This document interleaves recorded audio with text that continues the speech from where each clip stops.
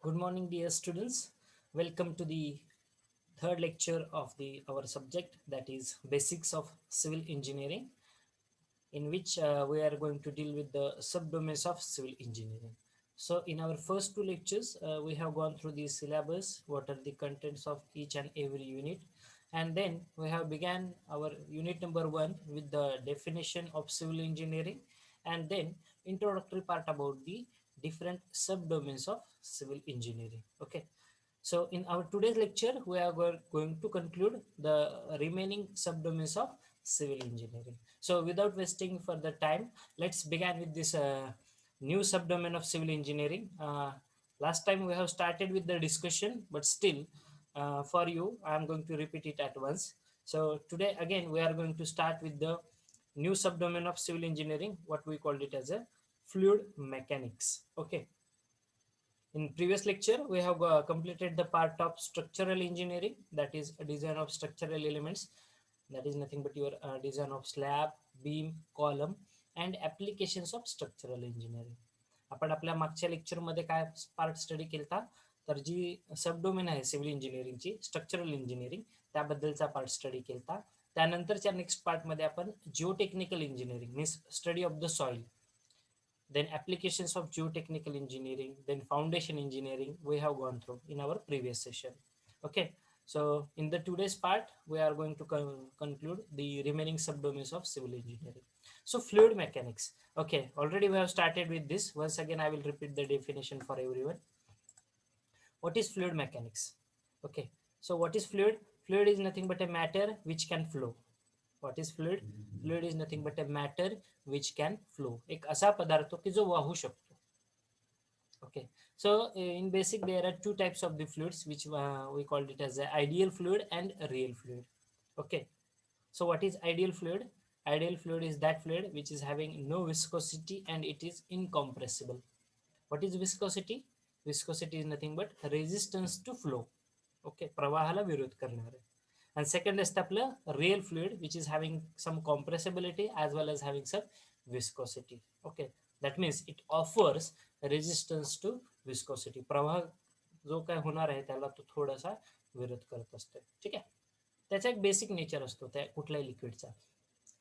As far as our civil engineering is considered, so our the fluid that we are going to deal with is nothing but your water.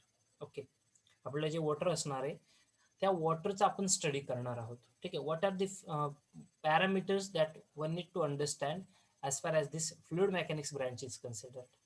So in this particular branch, our key focus is on the water, that is study of the water or that fluid which is at rest or which is in motion. So in the fluid mechanics, we are going to deal with the fluid which is at rest or it is in motion. So what are the sub branches of this fluid mechanics branch? So the sub branches of the fluid mechanics branch are nothing but your fluid statics, first one, fluid kinematics and fluid kinetics. Okay, so what is fluid statics? Fluid statics is nothing but flow of the water which is at rest position. एखाद्या नदीचं साठवलेलं पाणी असेल, एखाद्या ठिकाणी नदीचं पाणी आहे, शांत आहे, त्या पाण्याची कुठल्याही प्रकारची मुवमेंट होत नाही, किंवा तुम्ही घरामध्ये जे वॉटर ठेवत आहात, ठीक आहे, तुम्ही एखाद्या ग्लासमध्ये वॉटर ठेवलेलं आहे for 10 hours, 24 hours and there is no movement of the water, there is no movement of the water. So study of that water which is at rest, then study of the water which is in motion but without considering the pressure. And third category is nothing but fluid kinetics, in which we are going to study the flow of the water which is in motion as well as by considering some kind of pressure. Okay, so what kind of pressure? मागच्या वेळेस मी तुम्हाला उदाहरण सांगितलं होतं बघा, आपण एखाद्या आपल्या घरातला नळ ज्यावेळेस ओपन करतो, टॅप ओपन करतो, वॉटर विल फ्लो. ठीक आहे, बरोबर आहे, पाणी फ्लो होत आहे. म्हणजे पाणी फ्लो कसं होतंय, तर ग्रॅव्हिटी फ्लोने तुमचं वॉटर फ्लो होत असते. So when the water is going to flow, there is some kind of pressure which is acting on that particular water. ती जी काही तुमची पाईपलाईन असणार आहे, ठीक आहे, पीव्हीसीचा जो पाईप आहे ज्यामध्ये वॉटर फ्लो होत आहे, there is some kind of pressure which is going to be act. Okay, so study of the water which is at rest or by considering the motion without pressure and by considering the motion with pressure. So in these three categories we are going to deal with in our fluid mechanics branch. Okay, so what applications as far as this branch is considered?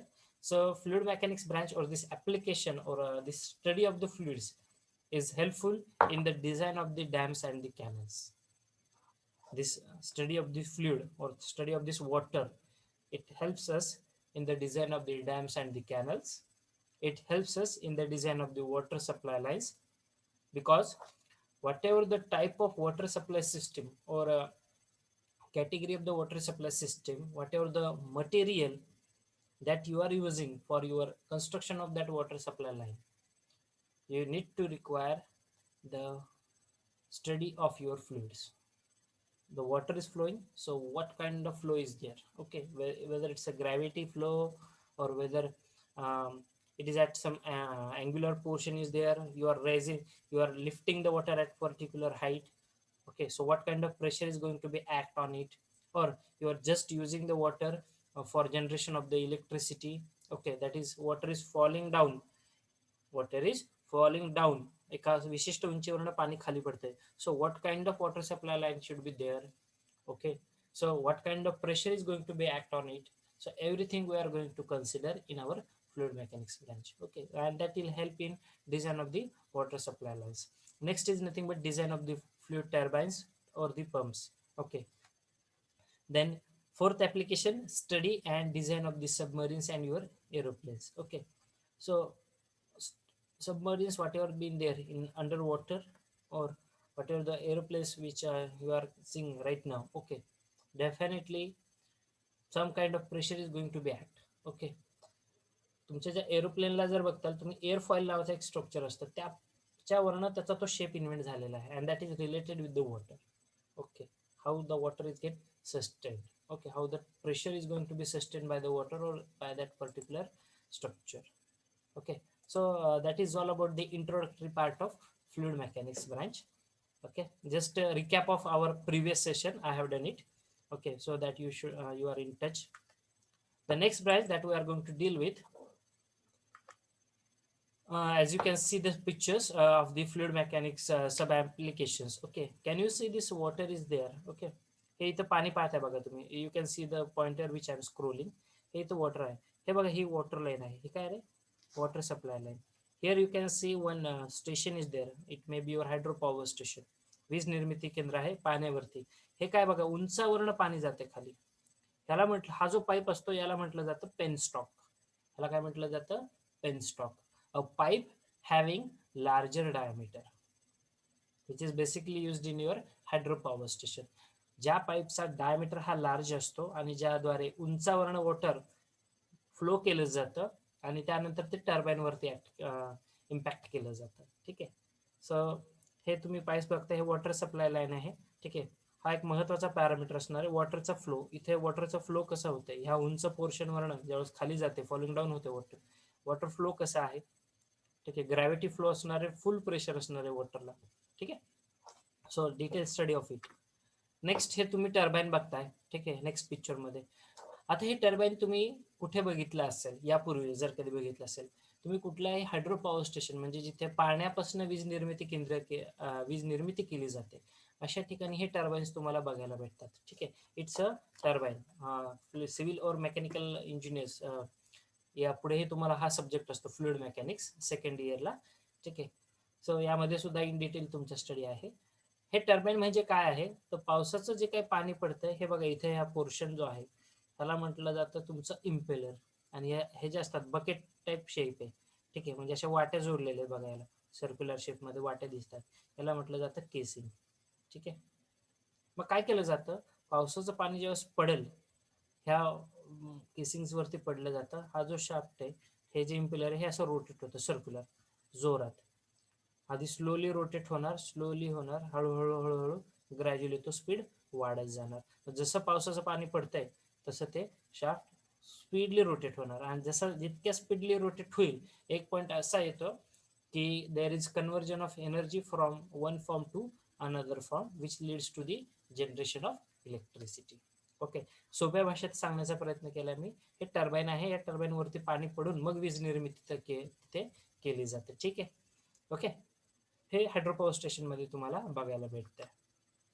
Next sub branch or sub domain of civil engineering, which is the most interesting one and which is the most simplest one, I can say, is nothing but transportation engineering. Now, what is meant by the word transportation? Transportation म्हणजे काय रे? दळणवळण. There is a motion of any object or any human being from one position to the another position. What is transportation? Transportation is nothing but to and fro motion of any object or of any human being from one position to the another position. Okay, that is nothing but your transportation. So what are the modes of transportation? See, in India, we are basically deal with the four modes of transportation. That is nothing but your roads, railways, airways, and waterways. What are the four modes of transportation, important modes of transportation? Once again, I will repeat for everyone: your roads, railways, airways, and waterways. These are the four basic modes of transportation. Okay, now what is transportation engineering? So transportation engineering is the subdomain of civil engineering which deals with the study, design, analysis, and the construction of these four modes of transportation. Okay, what is transportation engineering?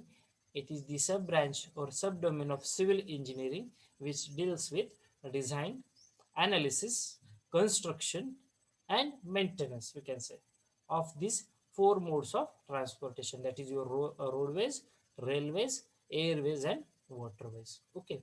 Now, as I said earlier, there are four modes of transportation. So, in basically, in transportation engineering, we are dealing with the roads. Okay. So, what are the roads? We are dealing with the highway engineering. It's a permanent, or we can say it's a structure which we have constructed by using some material and which can sustain the traffic load which is coming on it. बरोबर आहे? So, highway engineering, the first mode of transportation, it deals with the planning, designing, and construction of the roads such as your national highways, state highways, district roads, and village roads. बघा आपल्या रोडमध्ये किती categories येतात. ठीक आहे, ह्या काही four important categories आपण discuss करत आहोत. हायवे इंजिनिअरिंग म्हणजे काय? Highway engineering is nothing but it deals with the planning, आधी प्लॅन करणे, designing and construction of the roads as well as maintenance also. Okay, what are the categories of the roads? मग आपल्याकडे कुठल्या कुठल्या कॅटेगरीचे roads आहेत? We are having national highways, we are having the state highways, we are having the district highways and we are having the village roads. ठीक आहे, मग आता म्हणताय सर आमचं एक शहर आहे, सोलापूर शहर आहे, मग या सोलापूर शहरातल्या रस्त्यांना काय म्हणताल तुम्ही? ठीक आहे, नॅशनल हायवे. ठीक आहे, it runs along the length and width and all over India. ठीक आहे, जे मेजर सिटीजला कनेक्ट होत आहेत किंवा every part of India we are going to connect now with the national highways or with the state highways again, जे वेगवेगळ्या राज्यांना जोडणारा जो प्रमुख रस्ता असतो. डिस्ट्रिक्ट रोड्स म्हणजे तुमचे जिल्हास्तरीय रस्ते. ठीक आहे, जिल्ह्यातील प्रमुख मार्ग. विलेज रोड्स तुमच्या खेडेगावातला रस्ता. मग जर मी सोलापूर शहरात आहे तर माझ्या कॉलनीतल्या रोडला तुम्ही काय म्हणता? मग परत ते जे अर्बन स्ट्रीट्स ज्याला म्हणता तुम्ही, शहरातील रस्ते, ह्याचं परत चार कॅटेगरीजमध्ये कन्व्हर्जन केलं जातं. Collector street, sub collector street, sorry collector street, then arterial roads, sub arterial roads and your local roads. Local म्हणजे कॉलनीतला रस्ता और कॉलनी रोड्स ज्याला म्हणूया. ठीक आहे, सब अट्रियल कॉलनीतून एखाद्या भागातल्या मुख्य रस्त्याला जोडणारा. ठीक आहे, रस्ता कॉलनीतून मुख्य भागाला. ठीक आहे, मग परत अट्रियल रोड्स म्हणजे काय? जो शहरातलं जे मुख्य भाग आहे, मुख्य एरियात आहे, सपोज एक एरिया एका पॉईंटवरती आहे, दुसरा एरिया दुसऱ्या पॉईंटवरती आहे, ह्या दोन एरियाला जोडणारा परत एक प्रमुख रस्ता असतो. जसं तुमचा सात रस्ता असेल, जे सोलापूर जिल्ह्यातले आहेत त्यांच्यासाठी माहिती असेल, सोलापूरमध्ये एक सात रस्ता म्हणून चौक आहे की शहरातले वेगवेगळे रस्ते तिथे कनेक्ट होतात किंवा तिथून सात वेगवेगळ्या डायरेक्शन्समध्ये तुम्ही जाऊ शकताय. ठीक आहे, मग हे सात वेगवेगळे रस्ते काय झाले ते तुमचे हे तुमचे अट्रियल रोड्स असू शकतात. आणि कलेक्टर स्ट्रीट्स म्हणजे काय? तो मुख्य रस्ता, शहरातला एकदम मुख्य रस्ता जो जातोय तुमच्या. ठीक आहे, जो तुमच्या स्टेट हायवेला म्हणा किंवा तो तुमच्या नॅशनल हायवेला म्हणा किंवा तो तुमच्या डिस्ट्रिक्ट रोडला कनेक्ट केलेला असतो. ठीक आहे, इन डिटेल मी अजून आपल्या लास्ट चॅप्टरमध्ये सुद्धा आपण डिस्कस करणार आहोतच. आणि प्लस आता तुमचा सिलेबस बदललेला आहे बघा, 2 दिवसापूर्वी तुमचा सिलेबस रिवाइज झालेला आहे. ठीक आहे, ह्या रिवाइज सिलेबसमध्ये काय केलं त्यांनी, 4 चॅप्टर फ्रंट म्हणजे आता सेकंडला आलेला आहे, आणि तुमचा सेकंड चॅप्टर जो होता सर्वेइंग अँड जिओमॅटिक्स वाला, ठीक आहे, तो चॅप्टर तुमच्या 4th नंबरला शिफ्ट केलेला आहे. ठीक आहे, तर एक छोटासा मायन्यूट त्यांनी चेंज केलेला आहे. So every one can note down that also. ठीक आहे, आणि ही कॉपी शेअरही केलेली आहे तुमच्या व्हॉट्सअप ग्रुपवरती, सॉरी टेलिग्रामच्या ग्रुपवरती. ठीक आहे. So second sub domain of our transportation engineering is nothing but railway engineering. मग आता रेल्वे इंजिनिअरिंग मध्ये काय करतो, जसं रोडमध्ये बघितलं, रोडचा प्लॅन तयार करणे. ठीक आहे, रस्ता कसा बांधायचा आहे त्याचा प्लॅन तयार करावा लागतो. त्यानंतर त्याचं डिझाईन करावं लागतं. आता डिझाईनमध्ये 2 प्रकारे असतं. एक असतं तुमच्या डांबरी रस्त्याचं डिझाईन. ठीक आहे, त्याला बिट्युमिनस रोड्स असं म्हणतात, किंवा त्याला फ्लेक्झिबल पेमेंट असं म्हटलं जातं. फ्लेक्झिबल फ्लेक्झिबल डांबर हे फ्लेक्झिबल असतं. ठीक आहे, ते डांबरची मोशन होऊ शकतं, इट्स लाईक रबर. ठीक आहे, त्यामुळे त्याला फ्लेक्झिबल असं म्हटलं जातं. आणि सेकंड कॅटेगरी असते ते आहे तुमचं रिजिड पेमेंट, म्हणजे कॉन्क्रीटचा रस्ता. ठीक आहे, कॉन्क्रीटचा रस्ता. मग हा फ्लेक्झिबल पेमेंट कसं बांधायचं, डांबरी रस्त्याचं बांधकाम कशा पद्धतीनं करायचं आहे. ठीक आहे, काय काय पॅरामीटर्स तुम्हाला अभ्यास करायला पाहिजेत, हा सगळा भाग प्लॅनिंग आणि डिझायनिंग मध्ये येत असतो. कुठल्याही रोड कन्स्ट्रक्शन करत असताना ज्या गावातून रस्ता जातोय, लोकसंख्या, तिथला बिझनेस सगळ्यात महत्वाचं म्हणजे. ठीक आहे, त्यानंतर त्या रस्त्यावरती होणारी वर्दळ. भविष्यामध्ये जर तुम्ही रस्ता जर बांधला तर तिथे सगळं मोठमोठे हेवी व्हेकल्स जाऊ शकतात का, तर तिथे फक्त छोट्या व्हेकल्सच जाणार आहेत. आता कॉलनीतला रस्ता, शक्यतो कॉलनीमध्ये ऑकेजनली तुमच्या एखादा ट्रक किंवा एखादा हेवीली लोडेड व्हेकल येऊ शकतं. जे आपल्या कॉलनीतले छोटे रस्ते असतात ऑकेजनली येऊ शकतात, ते तिथे लोड कमी आहे.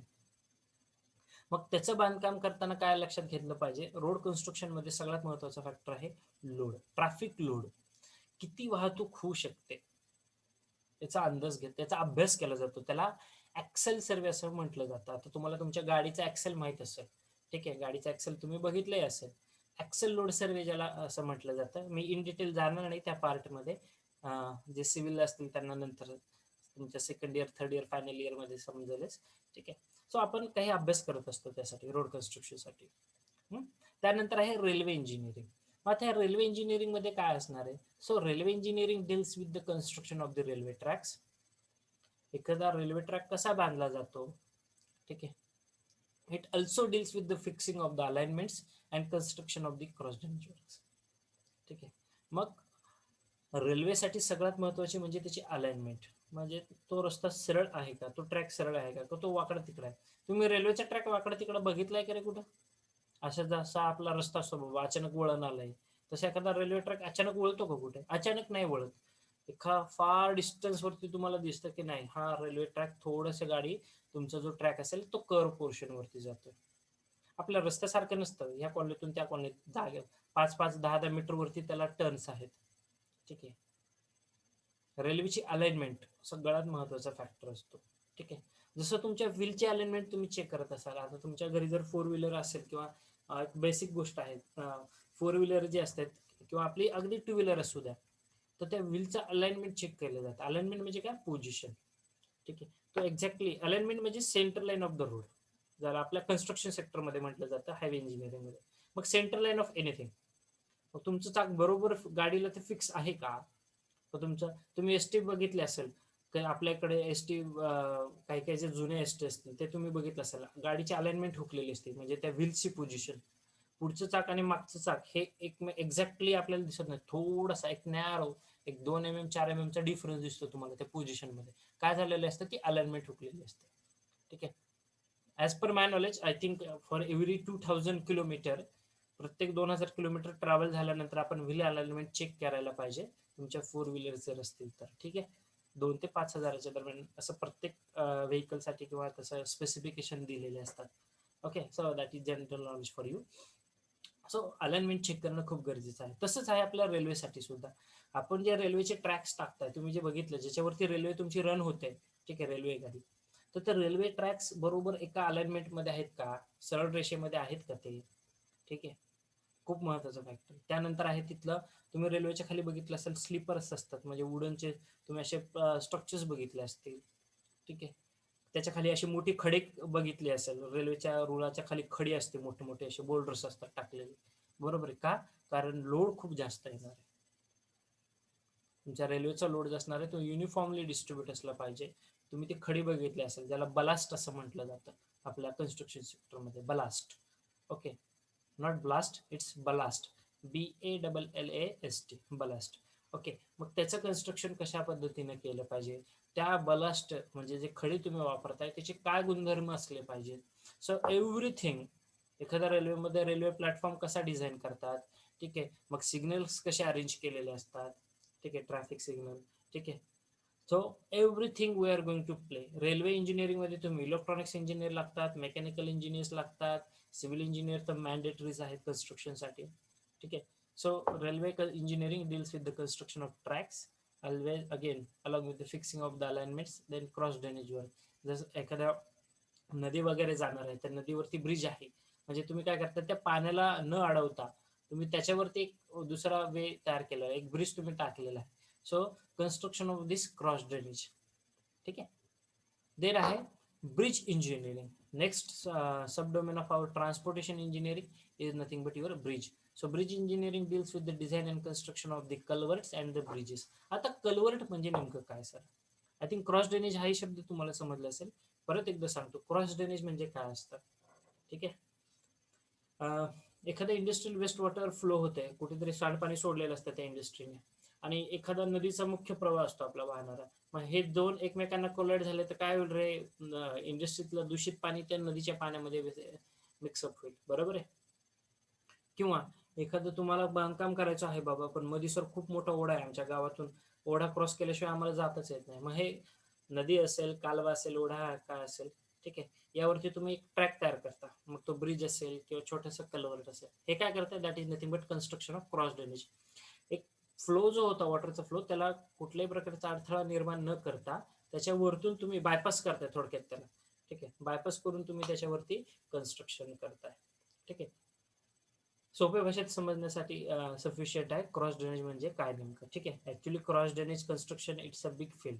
डॅम मध्ये बघा, नदीचा फ्लो, सपोज तुमची एक ड्रेनेज लाईन चाललेली, ठीक आहे, एक एक्झाम्पल सांगतो, एखाद्या हाईटवरनं आणि एखाद्या हाईटवरनं तुमची वॉटर लाईन चालली, हे जर एकमेकांना कोलॅड झाले, चालतील का रे?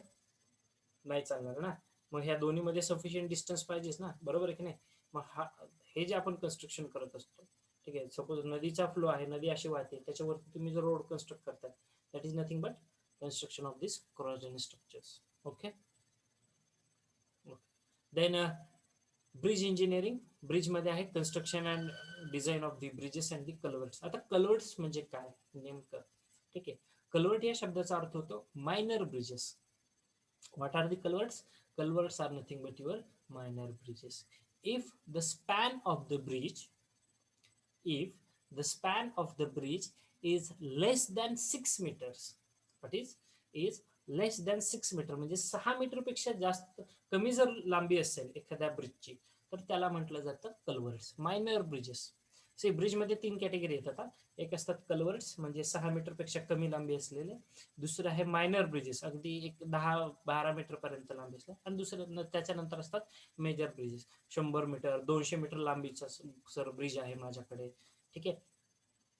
सो कल्वर्ट्स म्हणजे एकदम स्मॉल मायनर ब्रिजेस, की 6 मीटर पर्यंत पेक्षा जास्त लांबी नसते. त्याच्यामध्ये तुम्ही बॉक्स कल्वर्ट बघितलं असेल, आपल्या खेडेगावात बघा, छोटेसे ओढे वगैरे वाहतात गावातून आपल्या. ठीक आहे. तर हे किंवा त्याच्यावरती बघा तुम्ही असं बॉक्स केलेला असतो रेक्टँग्युलर शेपमध्ये कॉन्क्रीटचा, आणि ब्रिज असतो, ब्रिज, आणि खाली तुम्हाला असा बॉक्स दिसतो, तो बॉक्स म्हणजे काय असतो, तो कल्वर्ट असतो. ठीक आहे. त्यानंतर आहे airport engineering. Now what is airport engineering? It deals with the design of construction of the runways, control towers, terminal buildings, aprons and hangars. ठीक आहे. आता एअरपोर्ट इंजिनिअरिंग मध्ये सगळ्यात महत्वाचा पार्ट जे आहे ते आपण इथं हायलाइट केलेले आहे. पहिला आहे रनवे. रनवे म्हणजेच काय रे, तो ट्रॅक बघितला असेल एअरपोर्ट वरती, मस्त असा रस्ता बांधलेला असतो, त्यावरती काय होते, तुमचं विमान लँड होते. मग ज्या ट्रॅक वरती तुमचं विमान लँड होतं किंवा टेक ऑफ करता तुम्ही, ठीक आहे, लँडिंग आणि टेक ऑफ हा जी ऍक्टिव्हिटी केली जाते ज्या ट्रॅक वरती, त्याला म्हटलं जातं runway. Okay, please remember this thing. Runway is what? Runway is nothing but that portion of airport on which there is landing and takeoff of your aeroplanes. जिथे तुमचं एरोप्लेन लँड होतं ते असतं रनवे. मग लँड झाल्यानंतर हे बघा, तुमचं जे एरोप्लेन आहे ते साईडला घेतलं जातं. ठीक आहे, लँड झालंय, त्याचं काम झालेलं आहे. ठीक आहे, तो ट्रॅव्हल करून आलेला, त्यानंतर त्याला साईडला घेतलं जातं. ठीक आहे, मग साईडला घेण्यासाठी जो रस्ता बांधलेला असतो त्याला म्हटलं जातं टॅक्सी वे. टॅक्सी वे. ओके, जसा हा रनवे आहे तसा तो टॅक्सी वे असतो. ठीक आहे, टॅक्सी वे नंतर ज्यावेळेस तुम्ही एखाद्या एअरपोर्टमध्ये एंट्री करताल, त्या एअरपोर्टची एक मुख्य इमारत असते. त्या मुख्य इमारतीला म्हटलं जातं ऍडमिनिस्ट्रेटिव्ह बिल्डिंग, और it is also called as control towers. Control towers हे एक वेगळे तुम्ही सेपरेट एक असू शकतं, किंवा त्या ऍडमिनिस्ट्रेटिव्ह बिल्डिंग मध्ये सुद्धा कंट्रोल टावरचं पोर्शन असू शकतो. जी मुख्य इमारत असते, टर्मिनल बिल्डिंग ज्याला म्हटलं जातं एअरपोर्ट इंजिनिअरिंगच्या. कुठल्या एअरपोर्टवरती गेल्यानंतर जे पहिली मुख्य इमारत असते त्याला म्हटलं जातं टर्मिनल बिल्डिंग. ठीक आहे, याचं कन्स्ट्रक्शन करण्यासाठी सुद्धा सिव्हिल इंजिनियर्स असतात. रनवे हा जो रस्ता बांधायचा असतो याच्यासाठी सुद्धा सिव्हिल इंजिनियर्स असतात. ठीक आहे, हँगर्स. हँगर्स म्हणजेच काय, की जिथे एरोप्लेनचं रिपेअर आणि मेंटेनन्सचं काम होतं. सपोज तुमच्या एरोप्लेनमध्ये काहीतरी बिघाड झालेला आहे, मग ज्यावेळेस तिथं रिपेअर अँड मेंटेनन्स करायचं असतं, तर ते एरोप्लेन्स काय केले जातात, एका शेडमध्ये आणले जातात. एका शेडमध्ये आणले जातात. ठीक आहे, हा जो शेड म्हणजे हा जिथे तुमच्या एरोप्लेनचं रिपेअर आणि मेंटेनन्सचं काम चालतं, त्या पोर्शनला म्हटलं जातं हँगर्स. काय म्हटलं जातं त्याला? हँगर्स. आणि ॲप्रॉन नावाचं एक स्ट्रक्चर असतं तुमच्या एअरपोर्टमध्ये. ॲप्रॉन. ॲप्रॉन म्हणजेच काय, जिथं तुमच्या एरोप्लेन्सची पार्किंग केली जाते. एकमेकांशी जर असे एरोप्लेन उभे आहेत.